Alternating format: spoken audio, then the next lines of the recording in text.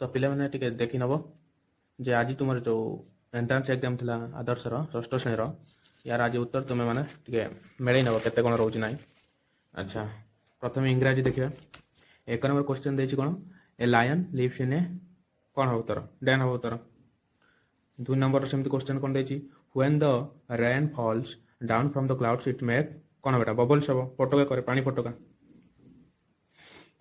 तापर देला कौन 3 number which of the following words mean small pieces छोट विशेष माने एमान भीतर कोटा तार कौन हम छोट खंड क्रम्स को कहते आम जाने। देखो 4 नंबर देला what did the king guess in the long story राजा लॉन्ग स्टोरी कपर कौन गैस करथिले माने अनुमान कले। तो उत्तर एटा एक्चुअल सी हो। 5 नंबर देखिए a rich man dash the aluminium mug to the school before Gandhiji's पदयात्रा एटा कौन हम ना हेड डोनेटेड एटा तुम बही रे हेड डोनेटेड लेखा अच्छी एटा तुम ग्रामर अनुसार गांधीजी केबेकार लोक एटा अति पास्ट हो तेणु हेड बस तुम मानक तो परफेक्ट टेन्स बस ये पास्ट पास्ट परफेक्ट टेन्स बस तेणु हेड डोनेटेड हम। तापर ये कौन देला ना who was Gandhiji's grandfather Gandhiji जेजे बापा किए थे आम जाचे जे करमचंद गांधी पिताजी थे आउ जेजे बापा उमाचांद गांधी थे ये पिलाटी आम भूल करते सी जेजे बापा बदल बापा नाम ठीक मारते पलि आस। हाँ ए पेसेज देसी पेसेजटा तो तुम मैंने पढ़ी देती मुझे खाली उत्तर कहीदे। अच्छा देख 7 नंबर देती कौन ये पेसेज भीतर अच्छे उत्तर why did the rich lady visit a doctor ये देला कौन ना से कौन डॉक्टर को देखा करने जाते ना ये कौन हम to get back her eyesight सी हम तार कौन हम तार सी हम ऑप्शन। 8 नंबर कौन देला what did the lady promise the doctor doctor को से कौन प्रॉमिस कले जे तार आखिटा ठीक करदे लिखाई रिवार्ड देवे हम यहाँ ऑप्शन कौन हम ए हम से भाया। 9 नंबर कौन हम the doctor assured the old lady that ताको डॉक्टर कौन एश्योर कला जे से पूरा आउ थे देखिपारे आउ थे सी देखिपारे तेणु ऑप्शन सी हो। 10 नंबर दबा तुम ये 7 ରୁ 10 पैसेज भीतर उत्तर करवा। The ward furniture in the passage is जो फर्निचर ये देसी पैसेज भितर तार से एक्चुअली फर्निचरटा कौन काउंटेबल नाउन ना अनकाउंटेबल नाउन ना बोथ हम ना प्रॉपर नाउन हम आम जाने फर्निचरटा कौन कलेक्टिव नाउन जीव कलेक्टिव नाउन जीव कलेक्टिव नाउन गने सेटा तो काउंटेबल जमा जीव ना तेणु यहाँ कौन जीव ना अनकाउंटेबल नाउन जीव प्रॉपर नाउन हेनी कौन पर प्रॉपर नाउन केवल आमर नाम को बुझे व्यक्तिर नाम कि कौन जगार नाम नदीर नाम एमती बुझे से तेणु ये फर्निचर हबार ना से। It is believed that the palm sparrows get a lot of glow worms and कौन हम पोक जोक धरिक कौन कर चढ़े मैंने खाइबे खाइबे रे ना खेलिए धरिक ना कौन करेंगे लाइट देवे लाइट ना ना धरिक कौन करेंगे ना खाइबे। Priyanka does not like dash from her friends कौन बेटा टू बोर हम टू बोर धार करने भल लगे। Who in the story little round bun said stop little round bun I am going to eat you up जो आम पढ़ी द लिटिल राउंड बन जो पढ़ी तार जो 3टा पार्ट था 3टा पार्ट प्रथम रेबिट था वोल्फ था ये तेणु 3 जन आसते तेणु धीरे धीरे कौन बेटा कौन ऑल ऑफ देम हम उत्तर। 14 नंबर कौन देला which of the following is the opposite of word boring boring रे सहज भी आम ओडिया भी व्यवहार करूँ यहाँ इंग्राजी शब्द किंतु ओडिया व्यवहार करते अरे मत बोर लगुच आज बोर लगुच स्कूल कहते सार मैंने बोर लगुच आज छुआ मैंने कहते सर बोर लगुच सार मैंने कौन कहते चलो ठीक अच्छे आज इंटरेस्टिंग करिया इंटरेस्टिंग।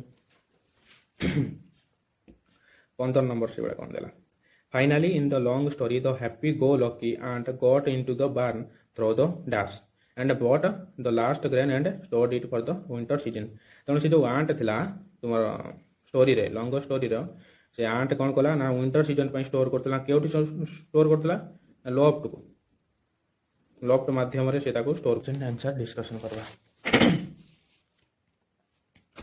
ये कौन देला 16 नंबर ना 2100 मसीह केते दिन रहिबो एटा करिया पई कौन करिया पड़िबो ना आमे जानथिले 4 वर्ष रे लीप ईयर पड़िबो ତେଣୁ ଏଠି ଯଦି ଆମେ 4 ହରଣ କରିଦେବା ତେଣୁ ଏର ଭାଗ ଶେଷ 0 ରହିଯିବ। ତେଣୁ ଏଠି ଆମେ ଲିପ୍ ଇୟର ଭାବିକରି ଯଦି 366 କରିଦେବା ତେଣୁ ଏଟା ଭୁଲ ହେଇଯିବ ଆମର।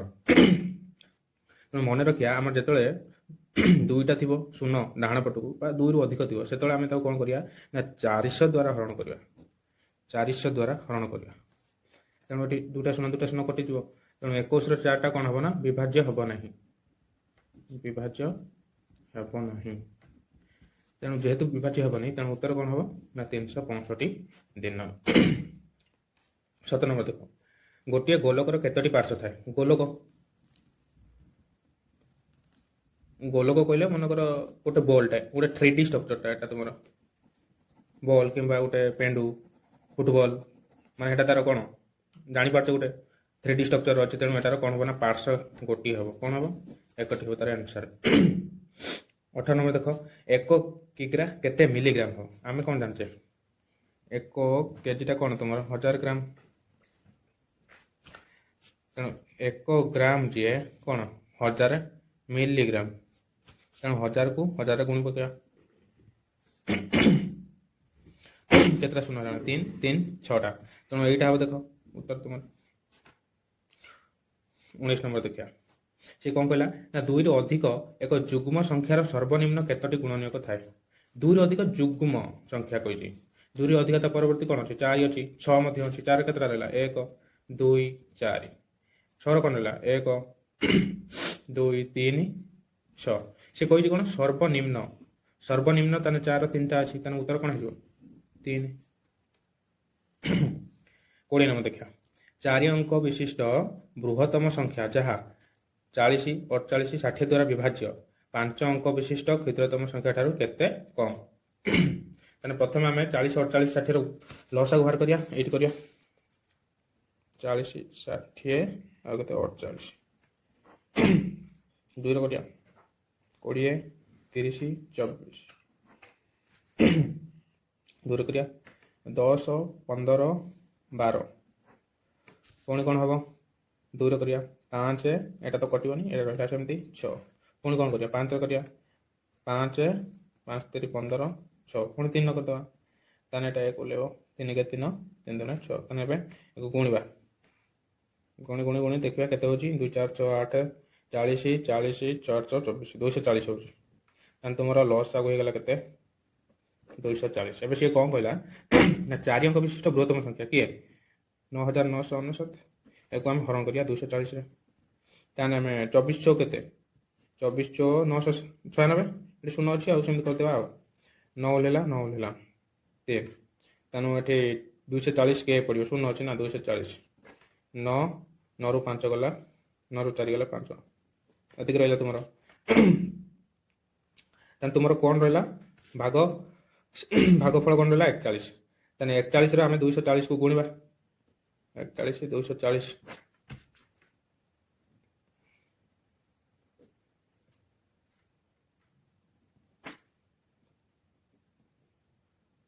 ତାହେଲେ 9860 କେତେ ରହିଲା? 40।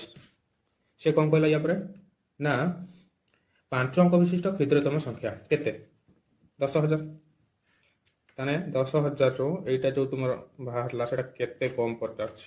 0 6 1 ହେଲା। ଏଇଟା 1 10 ଦ୍ୱାରା ଆଣିକି ଏମିତି ହେଇଛି। ତେଣୁ କ'ଣ ହେବ ଉତ୍ତର? 160 ହେବ ଉତ୍ତର। ବୁଝିଲା? 21 ନମ୍ବର ଦେଇଛି ଭଗ୍ନାଂଶ ଗୁଡ଼ା ଦେଇଛି, ତାର କ୍ଷୁଦ୍ରତମ ସଂଖ୍ୟାଟି କେଇଟା ହେବ ଜାଣିବା। ତେଣୁ ଏକୁ ଆମେ ଦଶମିକରେ କନଭର୍ଟ କରିଦେବା। କେତେ କ'ଣ ହେଉଛି? 3/7ଟା ତୁମେ ଦଶମିକ ହରଣ କରିବ। ମୁଁ ଏମିତି କରିଦେଉଛି ନା 0.4286 ଏମିତି ହେବ। 5/8ଟା ତୁମର ହେବ 0.625। 1/2ଟା ହେବ 0.5।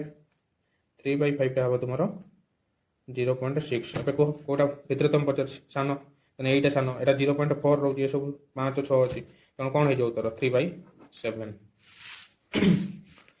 22 ନମ୍ବର ଦେଖ, କ'ଣ କହିଲା ନା ଏକ ନିର୍ଦ୍ଦିଷ୍ଟ ବୃତ୍ତ ଅଙ୍କନ ପାଇଁ ସର୍ବନିମ୍ନ କେତୋଟି ବିନ୍ଦୁ ଆବଶ୍ୟକ? ବୃତ୍ତ ଆଙ୍କନ୍ତି କେମିତି? ଆମେ କମ୍ପାସରେ ଆଙ୍କନ୍ତି। କମ୍ପାସଟେ ଆଙ୍କନ୍ତି ଏମିତି ଗୋଟେ।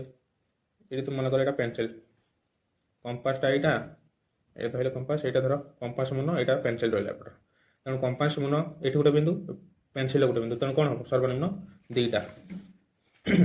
ଏକ ବୃତ୍ତର ସର୍ବାଧିକ ଦୈର୍ଘ୍ୟ ବିଶିଷ୍ଟ ଜ୍ୟାକୁ କ'ଣ କୁହାଯାଏ? ତାଙ୍କୁ କାଟିବା ଗୋଟେ 8 କରିବା ଚିତ୍ରଟା। ବୃତ୍ତ କଲେ ଇଏ ସବୁ ହେଉଛି ୟାର ପରିଧିକି ଯେଉଁ ଗାର ଗୁଡ଼ା ଯୋଗ କରେ ତାକୁ କ'ଣ କୁହନ୍ତି? ଯାହା କୁହନ୍ତି। ଅନେକ ଯାହା ଅଛି, ଏଇଟା କେନ୍ଦ୍ରବିନ୍ଦୁ, ତେଣୁ କେନ୍ଦ୍ରବିନ୍ଦୁ ଦେଇକି ଯେଉଁଟା ଯାଇଥିବ ସେଇଟା ହେଉଛି ତାର ସବୁଠାରୁ କ'ଣ ହେବ? ବଡ଼ ଯାହା ହେଇଯିବ। ତେଣୁ କ'ଣ ଯାଇଥିବ କେନ୍ଦ୍ରବିନ୍ଦୁ ଦେଇକି? ବ୍ୟାସ। ତେଣୁ କ'ଣ ହେବ ଉତ୍ତର? ବ୍ୟାସ ହେଇଯିବ ଉତ୍ତର। 24 ନମ୍ବର ଦେଖ, ଗୋଟିଏ ସମକୋଣୀ ସମଦ୍ୱିବାହୁ ତ୍ରିଭୁଜର କ୍ଷୁଦ୍ରତମ ସୂକ୍ଷ୍ମ କୋଣର ପରିମାଣ। ତେଣୁ ଗୋଟେ ଚିତ୍ର କରିବା, ଏଇଠି କରିବା। କ'ଣ କହିଲା? ସମକୋଣୀ ସମଦ୍ୱିବାହୁ ମାନେ ଏଇ ଦୁଇଟା ବାହୁ ସମାନ ଆଉ ଏଇଟା 90 ଡିଗ୍ରୀ। ଆଚ୍ଛା, ତ୍ରିଭୁଜ ତିନି କୋଣର ସମଷ୍ଟି 180, ତେଣୁ ଏଇ ଦୁଇଟା ମିଶି କେତେ ହେବ? ଏଇଟା ଯଦି 90 ହେଲା, ଆର ଦୁଇଟା କ'ଣ ହେବ? 90 ହେବ।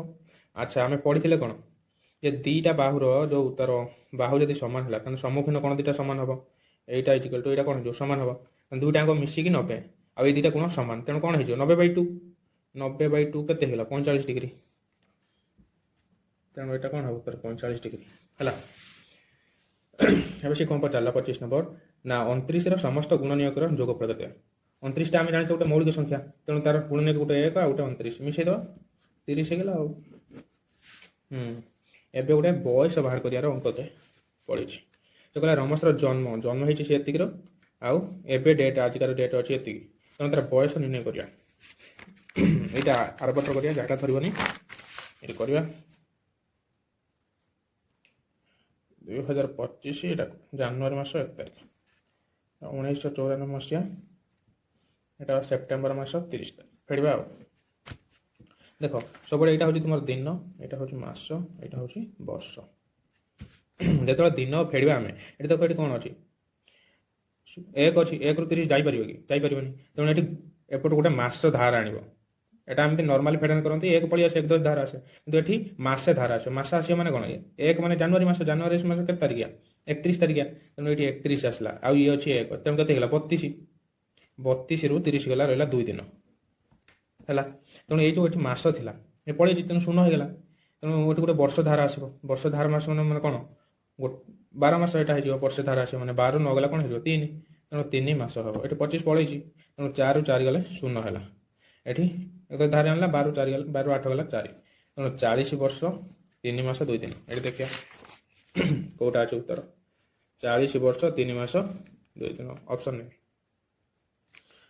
27 ନମ୍ବର ଦେଖିବା 19/5 ଠାରୁ ଠିକ୍ ସାନ ଯୁଗ୍ମ ପୂର୍ଣ୍ଣ ସଂଖ୍ୟାଟି କେତେ? ଆଚ୍ଛା, ଏକୁ ଦୁଇ ପ୍ରକାର ଆମେ କରିପାରିବା। ଏକ ତ ଦଶମିକରେ କରିପାରିବା କିମ୍ବା ପୂର୍ଣ୍ଣାଙ୍କ କରିକି ମଧ୍ୟ କରିପାରିବା। ଦଶମିକ କରିକି ଦେଖିବା। 19 ହରଣ 5 କଲେ 5 3 15 ପଡ଼ିଲା କେତେ? 4। ଦଶମିକ ପକେଇଦେବା, ଶୂନ ହେଇଗଲା 5 8 40, 3.8। ଆମେ ସଂଖ୍ୟା ରେଖା ଗୋଟେ ଏମିତି କାଟିବା। ମନେକର ଏଇଠି ରହିଲା ତୁମର, ଏଇଠି ରହିଲା ଧର 0, ଏଇଠି ରହିବ 1 2 3 4 ରହିବ। ସେ କହିଛି 3.8 ମାନେ 3 ଆଉ 4 ଭିତରେ ଏଇ ପଏଣ୍ଟ ଭିତରେ ରହିବ। ଏଇଟା ମନେକର ଏଇଠି 3.8 ରହିଲା। ସେ କହୁଛି ୟାଠାରୁ ସାନ ଆଉ ଯୁଗ୍ମ ପୂର୍ଣ୍ଣ ସଂଖ୍ୟା। ସାନ ହେଲେ ତ 3 ହେଉଛି, ସାନ ହେଲେ 3 ହେଉଛି, କିନ୍ତୁ ସେ ପଚାରୁଛି କ'ଣ? ସାନ ଯୁଗ୍ମ ପୂର୍ଣ୍ଣ ସଂଖ୍ୟା, ତେଣୁ କ'ଣ ହେବ ଉତ୍ତର? 2 ହେବ। ତାପରେ କ'ଣ କହିଲା? ଗୋଟିଏ ବର୍ଗ ଚିତ୍ରରେ କେତୋଟି ପ୍ରତିସମ ଅକ୍ଷର? ଏଟା ପୁରା ସହଜ। ବର୍ଗ ଚିତ୍ର କାଟିଲେ ତାର ଦୁଇଟା କର୍ଣ୍ଣକୁ ଯୋଡ଼ି ଦେବାକୁ, ପୁଣି ମଝିରୁ ଭାଗ ଦେବା ସମାନ ଭାଗ, ଏଇ 4ଟା ହେଲା। କ'ଣ ହେବ ଉତ୍ତର? 4। ତାପରେ କ'ଣ କହିଲା ନା ଗୋଟେ ଆୟତକାର କ୍ଷେତ୍ର ଗୋଟେ କାଟିବା, ଚିତ୍ର କାଟିବା। ଏଇଠି କାଟିବା, ପ୍ରଶ୍ନଟା ପଚାର ଟିକେ।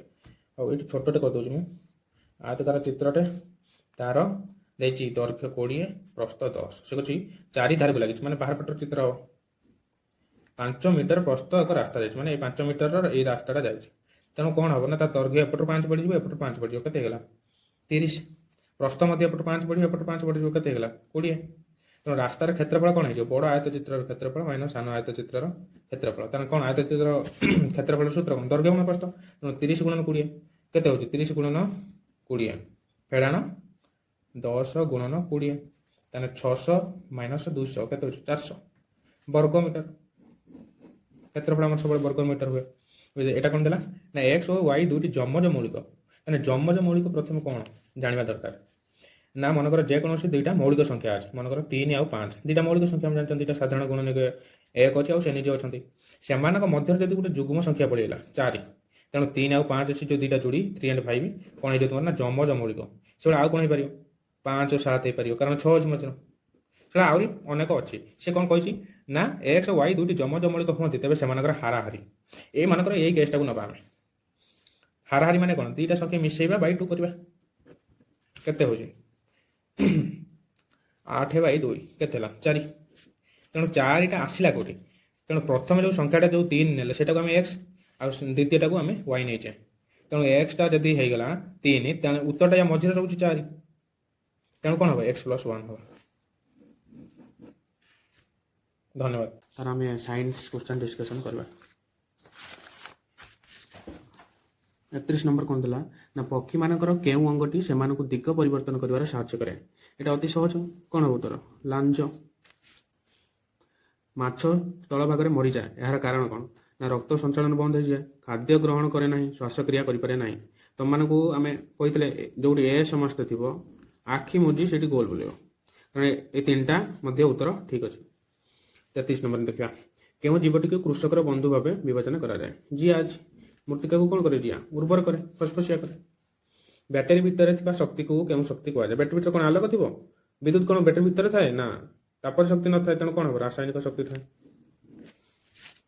ନିମ୍ନୋକ୍ତ କେଉଁଟି ଏକ ବିଦ୍ୟୁତ ଶକ୍ତିର ଉତ୍ସ ନୁହଁ? ବିଦ୍ୟୁତ ଶକ୍ତିର ଉତ୍ସ ନୁହଁ ମାନେ କେଉଁଠି ବିଦ୍ୟୁତ ଆମେ ଉତ୍ପାଦନ କରିପାରିବା ନାହିଁ? ଜଳ ମାଧ୍ୟମରେ ତ କରିପାରିବା, ପବନ ମାଧ୍ୟମରେ କରିପାରିବା, ଜୁଆର ମାଧ୍ୟମରେ ବି କରିପାରିବା। ମାଟିର କ'ଣ କରିବା? ମାଟିରେ କରିପାରିବାନି। ଯଦି ମାଟିର କରିପାରନ୍ତି ତାହେଲେ ଆମ ପାଖରେ କେତେ ଫ୍ରିର ଇଲେକ୍ଟ୍ରିକ୍ ଆମେ କ'ଣ କରନ୍ତି? ବ୍ୟବହାର କରନ୍ତି। କିନ୍ତୁ ମାଟିର ଏ ପର୍ଯ୍ୟନ୍ତ ଆମେ କରିପାରି ନାହାନ୍ତି। ଏବେ ଦେଖିବା ୟା ପରେ 36 ନମ୍ବର ଦେଖିବା। ସେ କ'ଣ କହିଲା? ଗୋଟେ ଗ୍ଲାସ୍ ଦେଇଛି, ୟା ଭିତରେ ବରଫ ପଡ଼ିଛି। ଏଇଠି କ'ଣ ବରଫ ଯେତେବେଳେ ଧୀରେ ଧୀରେ ତରଳିବାକୁ ଲାଗିବ ଏଠି କ'ଣ ପାଣି ବୁନ୍ଦା ଲାଗିଥିବ। ତେଣୁ ସେଇ ଜିନିଷଟାକୁ ସେ କ'ଣ ପଚାରୁଛି? ଏଇଟା କ'ଣ ହେବ? ଜଳୀୟ ବାଷ୍ପ ଗୁଡ଼ା। ଏଠି ପଚାରୁଛି କ'ଣ ନା ରୋଗୀ ସହିତ ମିଶି ଗୋଟିଏ ଥାଳିରେ ଖାଇବା ଦ୍ୱାରା ନିମ୍ନଲିଖିତ ମଧ୍ୟରେ କେଉଁ ରୋଗ ଗୁଡ଼ିକ ସୁସ୍ଥ ଲୋକକୁ ସଂକ୍ରମିତ ହୋଇଥାଏ?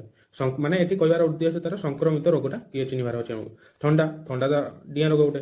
ଜ୍ୱର ଆମର ନୁହଁ। କୁର୍ମିଟା ମଧ୍ୟ ଏଟା ଖାଦ୍ୟ ମାଧ୍ୟମରେ ଯାଇପାରେ। ସ୍କର୍ବିଟା ତ ନୁହଁ, ଏଟା ଆମର ଭିଟାମିନ୍ ଅଭାବରୁ ହୋଇଥାଏ। ଆଉ ତେଣୁ କ'ଣ ହେଇଯିବ? ଆଇ ଆଉ ଥାର୍ଡ ଆଇ। ତାହେଲେ ଅପସନ୍ ଏଇଟା କ'ଣ ହେବ? ବିଟା ହେବ ତୁମର ଉତ୍ତର। 38 ନମ୍ବର ଦେଖିବା। ନିମ୍ନଲିଖିତ କେଉଁଟି ଭୁଲ ଦେଖିବା। ଯକ୍ଷ୍ମା ରୋଗ ବ୍ୟାପିବାର ମାଧ୍ୟମ ହେଉଛି ବାୟୁ। ନିଶ୍ଚୟ ଠିକ୍ ଅଛି। ଏଟା ଆମର କ'ଣ ଅଛି? ଠିକ୍ ଅଛି। ହଇଜା ରୋଗ ବ୍ୟାପିବାର ମାଧ୍ୟମ ହେଉଛି ଜଳ। ହଁ, ଏଟା ବି ଠିକ୍ ଅଛି। ହଇଜା ରୋଗ ବ୍ୟାପିବାର ମାଧ୍ୟମ ମଧ୍ୟ ଖାଦ୍ୟ। ହଇଜାଟା କ'ଣ ହୁଏ ନା ତୁମର ଜଳ ଦ୍ୱାରା ବ୍ୟାପିଥାଏ, ଖାଦ୍ୟ ଦ୍ୱାରା ମଧ୍ୟ ବ୍ୟାପିଥାଏ। କାମଳ ରୋଗ ବ୍ୟାପିବାର ମାଧ୍ୟମ ହେଉଛି ବାୟୁ। ଏଇଟା ତୁମର ଭୁଲ ଅଛି। କାମଳ ରୋଗ ତୁମର କହିଲେ କ'ଣ? ଏଟା ତୁମର ଯେଉଁ କ'ଣ କୁହନ୍ତି ତାକୁ? ଓଡ଼ିଆର ଜଣ୍ଡିସ୍ କୁହନ୍ତି ତାକୁ। ଇଂଲିଶ ଶବ୍ଦ ଏଟା ଏଠି ଲେଖା ହେଇଛି। କିନ୍ତୁ ଓଡ଼ିଆରେ ମଧ୍ୟ ଆମେ ତାକୁ କ'ଣ କୁହନ୍ତି? ଜଣ୍ଡିସ୍ କୁହନ୍ତି। ଏଟା କ'ଣ? ଅଧିକ ତେଲଭାଜି ଜିନିଷ ଖାଇବା ଦ୍ୱାରା ଏଗୁଡ଼ା ସବୁ କ'ଣ ହେଇଥାଏ ନା ସେ ଆମର ହୋଇଥାଏ। ଏଇଟା ଏଇଠି କ'ଣ ଦେଲା? ଏଇ କ୍ୱେଶ୍ଚନଟା ଟିକେ ଅଲଗା ଟାଇପ୍ର ଅଛି। ସେ କ'ଣ କହିଲା ନା ଆବର୍ଜନା ସାର କେଉଁଥିରେ ଆମେ ତିଆରି କରିବା? ଗାଈ ଗୋବର ତ ଆମେ ଜାଣିଛେ କରିହେବ, ଘୋଡ଼ାର ମଧ୍ୟ କରିହୁଏ। ଏଠି ମଣିଷ କେଉଁଠି ଗୋବର ଆସିକି ଦେଲା? ଏଟା କହିବା ଅର୍ଥ ମଣିଷ ଯେଉଁ ଛାଡ଼େ ସେଟାରେ ମଧ୍ୟ ଆମେ ଆଜିକାଲି କ'ଣ କରିପାରିବା। କିନ୍ତୁ ଏଟା କ'ଣ ଏଇ ସାରଟା କେବଳ ଗଛ ଲତା ମାନଙ୍କର ବ୍ୟବହାର ଆସିବ। ତେଣୁ ଏଠି ଉତ୍ତର କ'ଣ ହେବ? ଡି ହେବ ଉତ୍ତର। ଏ ସମସ୍ତ ମାନେ ତ ତୁମମାନେ ତ ମନେକର ଗାଁରେ କିଏ ରହୁଛନ୍ତି, ତେଣୁ ଦେଖିଥିବ କେବେ ବୟସ୍କ ଲୋକମାନେ କେବେ କ'ଣ ଗୁଡ଼ାକୁ କିମ୍ବା କେଉଁଠି ପୋଖରୀ ଆଡ଼େ କିମ୍ବା ଏମିତି ସବୁ ଅପରିଷ୍କାର କରିବା ପାଇଁ ଯାଆନ୍ତି, କେଉଁଠି ବିଲ ପଡ଼ିଆ ଆଡ଼େ ଯାଆନ୍ତି। ତେଣୁ ଏଠି କ'ଣ ହୁଏ? ଧାନ ଚାଷ ହୁଏ। ପରବର୍ତ୍ତୀ ସମୟରେ ସେଟା ଭଲ ମଧ୍ୟ ହେଇଥାଏ, ଆଉ ସେଇଟାକୁ ଆମେ ମଧ୍ୟ କ'ଣ କରନ୍ତି? ଖାଆନ୍ତି। ଆଚ୍ଛା, ତେଣୁ ଏଟା କ'ଣ ହେବ ଉତ୍ତର? ଏ ସମସ୍ତେ ହେବ ଉତ୍ତର। ତାପରେ ଥିଲା କ'ଣ? ନିମ୍ନଲିଖିତ କେଉଁ ଉଦ୍ଭିଦର ମୂଳରେ ଗ୍ରନ୍ଥି ନଥାଏ? ଗ୍ରନ୍ଥି କେଉଁଠିରେ ନଥାଏ? ମୁଗ, ବିରି, ହରଡ଼, ମଟର। ଏଇଟା ମଟର ହିଁ ହେବ, କାରଣ ଏ 3ଟା ଦେଖ। ଏଠି ମଟର କହିଲେ ଯେଉଁ ମଟର ଡାଲି ନୁହଁ, ଏଇଟା ଯେଉଁ ଗ୍ରୀନ୍ ମଟର, ଏଠି ଇଂଲିଶରେ ଲେଖା ଦେଖ ପିସ୍, ଗ୍ରୀନ୍ ମଟର। ତେଣୁ ଏଇଟା ହିଁ ଉତ୍ତର ହେବ ତାର। ଏଠି କ'ଣ ଦେଲା? ଅଙ୍ଗାରକାମ୍ଳ ଗ୍ୟାସକୁ କେଉଁ କାର୍ଯ୍ୟରେ ବ୍ୟବହାର କରାଯାଏ? କ'ଣ ଦେଖିବା? ନିଆଁ ଲିଭା କାମରେ। ଏଟା ଠିକ୍ ଅଛି। ଥଣ୍ଡା ପାନୀୟ ପ୍ରସ୍ତୁତ କରିବା, ଯେଉଁ କୋଲ୍ଡ ଡ୍ରିଙ୍କର ମଧ୍ୟ ବ୍ୟବହାର ହୁଏ। ଯେତେବେଳେ ଆମେ ବୋଟଲଟା ଖୋଲି ଦିଅନ୍ତି ଠିପି, ଥଣ୍ଡା ପିଅନ୍ତି। ଖରାଦିନ କ'ଣ କରନ୍ତି? ଥଣ୍ଡା ପିଅନ୍ତି। ଯେତେବେଳେ ବୋଟଲ ଠିପିଟା କରନ୍ତି କ'ଣ ହୁଏ? ଏମିତି ଗୋଟେ ସାଉଣ୍ଡ ହେଇକି ବାହାରେନି? ସେଇଟା କ'ଣ? ସେଇଟା ତୁମର ଅଙ୍ଗାରକାମ୍ଳ ଗ୍ୟାସ୍। ତାପରେ ଏଠି କ'ଣ? ସବୁଜ ଉଦ୍ଭିଦ ମାନେ ଖାଦ୍ୟ ପ୍ରସ୍ତୁତ ମଧ୍ୟ କରିଥାନ୍ତି। ତେଣୁ କ'ଣ হবে? 3ଟା ଯାକ ଠିକ୍ ଅଛି। ଉତ୍ତର ହେଇଯିବ ତୁମର ଅପସନ୍ ଡି। ତାପରେ ଦେଲା ଏଠି ଥର୍ମୋମିଟରର ଉଦ୍ଭାବକ କିଏ? ଏଟା କ'ଣ ହେବ? ଗାଲିଲିଓ। ତାପରେ କ'ଣ ଦେଲା ଏଠି ନା ମନୁଷ୍ୟ ଶରୀରର ତାପମାତ୍ରା ଅଧିକ ହୋଇଗଲେ କ'ଣ କରିବା ଉଚିତ? ଯେତେବେଳେ ଟେମ୍ପରେଚର ବଢ଼ିଯିବ କ'ଣ କରିବା? ଶରୀରକୁ କମ୍ବଳରେ ଘୋଡ଼ାଇ ରଖିବା ଉଚିତ। ନିଶ୍ଚୟ। ମୁଣ୍ଡ ଧୋଇଦେବା ମଧ୍ୟ ଉଚିତ। ବେଳେବେଳେ କ'ଣ ହୁଏ ନା ଏଟା ତ କରାହୁଏ, କିନ୍ତୁ ବେଳେବେଳେ କ'ଣ ହୁଏ ନା ଯେତେବେଳେ ଜ୍ୱର ନ କମେ, ଦେଖିଥିବ ମା ମାନେ କ'ଣ କରନ୍ତି? ତୁମର ମୁଣ୍ଡରେ କ'ଣ କରନ୍ତି? ଓଦା କନା ଚିପୁଡ଼ିକି ରଖନ୍ତି। ତେଣୁ ସେ ମୁଣ୍ଡ ଧୋଇଦେବାର ଅର୍ଥ ହେଲା ମୁଣ୍ଡର ଓଦା କନା ଦେବା, ସେଇ ତାକୁ ବୁଝାଏ। ତେଣୁ ଏଟା କ'ଣ ହେଇଯିବ ଉତ୍ତର? ଆଇ ଆଉ ସେକେଣ୍ଡ ଆଇ। 2ଟା ଆଙ୍କ ଠିକ୍ ଅଛି। ନିମ୍ନୋକ୍ତ କେଉଁଟି ଭୁଲ, କୋଉଟା ଭୁଲ ଦେଇ ଦେଖିବା। ନା ଏଠି କ'ଣ ଦେଲା ନା ଥର୍ମୋମିଟର ଶରୀରର ତାପମାତ୍ରା ମପା ଯାଇଥାଏ। ଥର୍ମୋମିଟର ଦ୍ୱାରା ମାପିଥାନ୍ତି। ଏଟା ତ ଫାର୍ଷ୍ଟ ଏଡ୍ ମାନେ ଆମର କ'ଣ ପ୍ରାଥମିକ ଚିକିତ୍ସାରେ କ'ଣ ବ୍ୟବହାର ହୁଏ। କୁକୁର କାମୁଡ଼ିଲେ କ୍ଷତ ସ୍ଥାନକୁ ପରିଷ୍କାର କନାରେ ବାନ୍ଧି ଯାଇଥାଏ। ଏଟା ବି ଠିକ୍ ଅଛି। ନାକରୁ ରକ୍ତ ପଡ଼ିଲେ ପାଟି ବାଟି ନେବା। କିନ୍ତୁ ପ୍ରାଥମିକ ଚିକିତ୍ସାରେ କେବଳ ଯୋଉଠି କେବଳ ଲେଖା ହେଇଥିବ ଏଟା ଟିକେ ଭଲସେ ପଢ଼ିବ। କେବଳ ଡାକ୍ତରଙ୍କ ଦ୍ୱାରା କରାଯାଏ। ଆମେ କ'ଣ କରିପାରିବାନି ପ୍ରାଥମିକ ଚିକିତ୍ସାରେ ନିଶ୍ଚୟ କରିପାରିବା। ତେଣୁ ଏଇଟା ଅଛି ଭୁଲ, ବୁଝିଲ। ତାପରେ ଦେଖ ସେ କ'ଣ କହିଲା, ନିମ୍ନୋକ୍ତ କେଉଁ ଗଛରେ କଣ୍ଟା ହେଉଛି ପତ୍ରର ଏକ ରୂପ। ତେଣୁ ଏଠି କ'ଣ ହବ ନା ବେଲ ଗଛ। ବେଲ ଗଛରେ ତୁମର ଯୋଉ କଣ୍ଟା ରହିଲା, କ'ଣ ରହିଲା, କଣ୍ଟା ଏମିତି ରହିଥାଏ ନା, ସେ କ'ଣ ସେ କଣ୍ଟାଟା ହେଉଛି ତାର ପତ୍ରର ଏକ ରୂପାନ୍ତରିତ ଅଙ୍ଗ ବା ଅଂଶ। ତେଣୁ ଏଇଟା କ'ଣ ହବ ବେଲ। ଏଇଟା ଟିକେ ତମ ପାଇଁ ଏଇଟା କଷ୍ଟ ହବ। ହଉ ଠିକ୍ ଅଛି, ଧନ୍ୟବାଦ। ସାମାଜିକ ବିଜ୍ଞାନର କ୍ୱେଶ୍ଚନ୍ ଆନ୍ସର ଡିସ୍କସନ୍ କରିବା। ସୋସିଆଲ ସାଇନ୍ସ ଡିସ୍କସନ୍ କରିବା। କ'ଣ ଦେଲା ପ୍ରଥମ କ୍ୱେଶ୍ଚନ୍, ଓଡ଼ିଶାର କେଉଁଠାରେ ଏକ କାଗଜ ଶିଳ୍ପ ଅଛି। କାଗଜ ଶିଳ୍ପ ତୁମର କୋଉଠି ଅଛି, ବ୍ରଜରାଜନଗର ଅଛି। ତାପରେ ଦେଲା ଭାରତର ସଂସଦ ଭବନ କେଉଁଠାରେ ଅଛି। ଏବେ ତୁମର ଦିଲ୍ଲୀର ଆଗରୁ ମଧ୍ୟ ଥିଲା, ଏବେ ମଧ୍ୟ ନୂଆରେ ଏକ ସଂସଦ ଭବନ ହେଇଛି, ସେଇଠି ମଧ୍ୟ ସିଏ ମଧ୍ୟ ଦିଲ୍ଲୀର ହିଁ ଅଛି। ତାପରେ କ'ଣ କହିଲା, ଅସହଯୋଗ ଆନ୍ଦୋଳନ କେବେ ଆରମ୍ଭ ହେଇଥିଲା। ଏଇଟା ତୁମର 1920 ହେଇଥିଲା। 1920 ଅସହଯୋଗ ଆନ୍ଦୋଳନ ଗାନ୍ଧିଜୀଙ୍କ ନେତୃତ୍ୱରେ ହୋଇଥିଲା। ଗଣତନ୍ତ୍ର ହେଉଛି ଲୋକମାନଙ୍କ ଦ୍ୱାରା ଆଉ ପାଇଁ। ଏଟା କିଏ କହିଥିଲେ, ଆବ୍ରାହମ ଲିଙ୍କନ କହିଥିଲେ। କେଉଁ ମନ୍ଦିରଟି ଏକ ଚଳନ୍ତା ରଥ ପରି ଦେଖାଯାଏ। କୋଣାର୍କ ମନ୍ଦିର, ଅତି ସହଜ, କାରଣ ତାର ଚକଟା ପୁରା ଲାଗି ଲାଗି କରିଥାଏ ଏମିତି ରଥ ଚାଲିଲା ଭଳିଆ। ଏଠି ମଧ୍ୟ କ'ଣ କରନ୍ତି, ଆମେ ସମୟ ମଧ୍ୟ ସେଠି ତାର ଅର ମାଧ୍ୟମରେ ମାପି ପାରିବା। ସେ କ'ଣ କହିଲା ନା ନିମ୍ନଲିଖିତ କେଉଁଠି ଏକ ତୈଳବୀଜ ଅଟେ। ମାନେ ତେଲ ଆମେ କେଉଁଠି ବାହାର କରିପାରିବା, କୋଉଠି, ଜଡ଼ା ତେଲ। ଯେତେବେଳେ ଆମେ ଆଗରୁ ପଢ଼ନ୍ତି କୁହନ୍ତିନି ସାର୍ ମାନେ ହୋମୱାର୍କ କରିକି ନଗଲେ କ'ଣ କୁହନ୍ତି, ଆରେ ଜଡ଼ା ତେଲ ମାରିକି ଆସିବ ପିଠିରେ। ତାପରେ ଦେଲା କ'ଣ, ମତେ ରକ୍ତ ଦିଅ ମୁଁ ତମକୁ ସ୍ୱାଧୀନତା ଦେବି। ଏଟା କିଏ କହିଥିଲେ, ଆମର ସୁଭାଷ ଚନ୍ଦ୍ର ବୋଷ। କିଏ ଜେନେରାଲ ଡାୟରଙ୍କୁ ହତ୍ୟା କରିଥିଲେ। ଉଦାମ ସିଂ ହବ। ଆକ୍ଚୁଆଲି ଏଠି ବହି ଅନୁସାରେ ଉଦାମ ସିଂ ହବ, କିନ୍ତୁ ଜେନେରାଲ ଡାୟରଙ୍କୁ ମାନେ ସେ କେହି ମାରି ନଥିଲେ।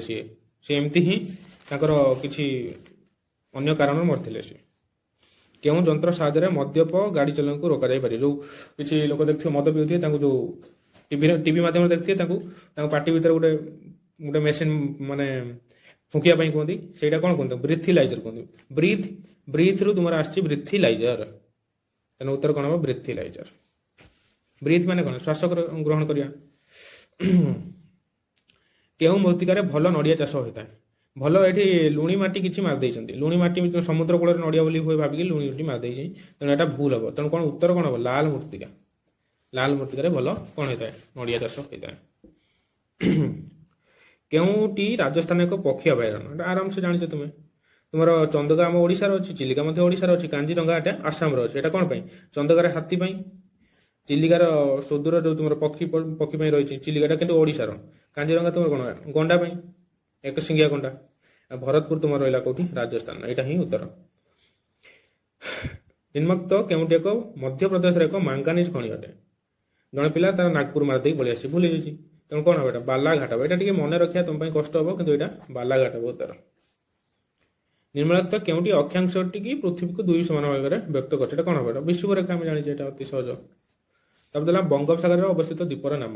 ଏଟା ଆଣ୍ଡାମାନ ନିକୋବର ଦ୍ୱୀପ ହବ। ତାର କହିଲା ନିମ୍ନଲିଖିତ କେଉଁ କାରକଟି କୌଣସି ସ୍ଥାନର ଜଳବାୟୁକୁ ପ୍ରଭାବିତ କରେ। ବୃଷ୍ଟିପାତ କରେ, ବାୟୁ ପ୍ରବାହ ମଧ୍ୟ କରେ, ସମୁଦ୍ର ଠାରୁ ଦୂରତା ମଧ୍ୟ କରିଥାଏ। ତେଣୁ ଉପରୋକ୍ତ ସମସ୍ତ, ଯୋଉଠି ଉପରୋକ୍ତ ସମସ୍ତ ଥିବ ସେଇଠି ବେଶୀ ଚିନ୍ତା ନ କରି ମାରିଦେବ। ଠିକ ଅଛି।